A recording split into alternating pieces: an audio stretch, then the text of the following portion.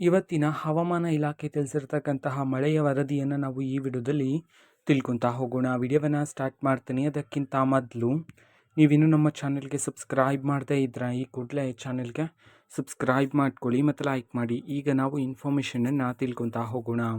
ಹೌದು, ಇವತ್ತು ಅಂತಂದರೆ ದಿನಾಂಕ 9/8/2026 ಇವತ್ತು ಎಲ್ಲೆಲ್ಲಿ ಮಳೆಯಾಗ್ತಕ್ಕಂಥ ಸಾಧ್ಯತೆಗಳಿವೆ ಅಂತ ಹೇಳಿ ಹವಾಮಾನ ಇಲಾಖೆ ಕಡೆಯಿಂದ ಇದೀಗ ಎಚ್ಚರಿಕೆಯನ್ನು ನೀಡಲಾಗಿದೆ ಅನ್ನೋದನ್ನು ನಾವು ಈ ವಿಡಿಯೋದಲ್ಲಿ ತಿಳ್ಕೊತಾ ಹೋಗೋಣ. ಮೊದಲಿಗೆ ಕರಾವಳಿ ಮತ್ತು ಮಲೆನಾಡಿನ ಭಾಗಗಳ ಕಡೆ ಗಮನ ಹರಿಸೋಣ. ಅದರಲ್ಲಿ ಪ್ರಮುಖವಾಗಿ ದಕ್ಷಿಣ ಕನ್ನಡ ಮತ್ತು ಉಡುಪಿ ಈ ಜಿಲ್ಲೆಗಳಲ್ಲಿ ಇವತ್ತು ಭಾರಿ ಮಳೆಯಾಗ್ತಕ್ಕಂಥ ಸಾಧ್ಯತೆ ಇದೆ. ಕೆಲವು ಭಾಗಗಳಿಗೆ ರೆಡ್ ಅಲರ್ಟನ್ನು ಹವಾಮಾನ ಇಲಾಖೆ ಕಡೆಯಿಂದ ಘೋಷಣೆ ಮಾಡಲಾಗಿದೆ. ನಂತರ ಉತ್ತರ ಕನ್ನಡ ಜಿಲ್ಲೆಯಲ್ಲಿ ಬಿರುಗಾಳಿ ಸಮೇತ ಭಾರಿ ಮಳೆಯಾಗ್ತಕ್ಕಂಥ ಸಾಧ್ಯತೆ ಆದರೆ ಇರ್ತಕ್ಕಂಥದ್ದು. ಮೀನುಗಾರರಿಗೆ ಸಮುದ್ರಕ್ಕೆ ಇಳಿಯದಂತೆ ಎಚ್ಚರಿಕೆಯನ್ನು ನೀಡಲಾಗಿದೆ.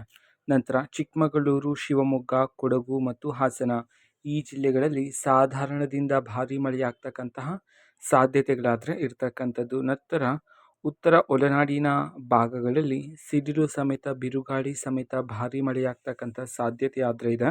ಹಾವೇರಿ, ಧಾರವಾಡ, ರಾಯಚೂರು ಈ ಜಿಲ್ಲೆಗಳಲ್ಲಿ ಭಾರಿ ಮಳೆಯಾಗ್ತಕ್ಕಂಥದ್ದು. ನಂತರ ಯಾದಗಿರಿ, ವಿಜಯಪುರ, ಕಲಬುರಗಿ ಈ ಜಿಲ್ಲೆಗಳಲ್ಲಿ ಗುಡುಗು, ಮಿಂಚಿಗೆ ಸಮೇತ ಗಂಟೆಗೆ 40ರಿಂದ 50 ಕಿಲೋಮೀಟರ್ ವೇಗದ ಬಿರುಗಾಳಿ ಸಹ ಬೀಸಲಿದೆ. ಸಾಧಾರಣ ಮಳೆಯಾಗ್ತಕ್ಕಂಥ ಸಾಧ್ಯತೆ ಆದರೆ ಇರ್ತಕ್ಕಂಥದ್ದು. ನಂತರ ಬಾಗಲಕೋಟೆ, ಬೆಳಗಾವಿ, ಬೀದರ್ ಮತ್ತು ಕೊಪ್ಪಳ ಈ ಜಿಲ್ಲೆಗಳಲ್ಲೂ ಸಹ ಸಾಧಾರಣ ಮಳೆಯಾಗ್ತಕ್ಕಂಥ ಸಾಧ್ಯತೆಗಳಿದೆ.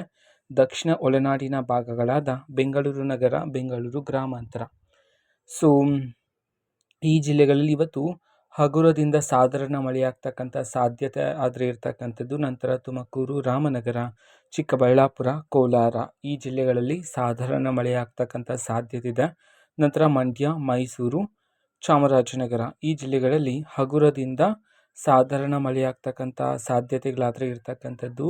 ನಂತರ ತಂಪಾದ ಗಾಳಿ ಸಹ ಬೀಸಲಿದೆ ಅಂತ ಹೇಳಿ ಮಾಹಿತಿಯನ್ನಾದರೆ ಹವಾಮಾನ ಇಲಾಖೆ ಕಡೆಯಿಂದ ಇದೀಗ ತಿಳಿಸಲಾಗಿದೆ. ಓಕೆನಾ? ಇದು ಇವತ್ತಿನ ಒಂದು ವಿಡಿಯೋ. ಮಾಹಿತಿ ಇಷ್ಟ ಆಗಿದ್ದರೆ ನಿಮ್ಮ ಫ್ರೆಂಡ್ಸ್ ಆ್ಯಂಡ್ ಫ್ಯಾಮಿಲಿ ಮೆಂಬರ್ಸ್ಗೂ ಸಹ ವಿಡಿಯೋವನ್ನು ಶೇರ್ ಮಾಡಿ, ಜೊತೆಗೆ ಚಾನಲ್ಗೆ ಸಬ್ಸ್ಕ್ರೈಬ್ ಮಾಡಿಕೊಂಡು ಸಪೋರ್ಟ್ ಮಾಡಿ. Thank you. ಬಾಯ್.